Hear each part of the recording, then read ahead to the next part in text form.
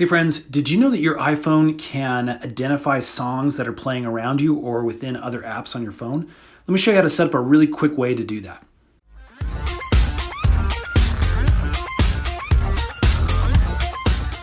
Okay, so we're looking at my iPhone screen, and what we're gonna do is we're gonna add a voice recognition control to our control center so that we can just with a tap of button identify songs around us. So the first thing we're gonna do is go to our settings app.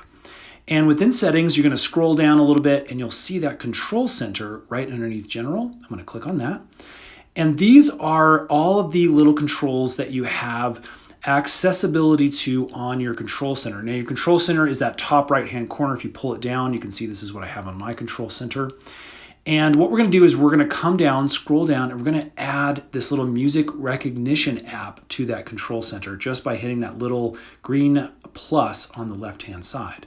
So let's add that. As you can see, it moved it up to here in the included controls. Now, what we're gonna do is we're gonna pull down our control center again, and as you can see, this is actually that little Shazam symbol.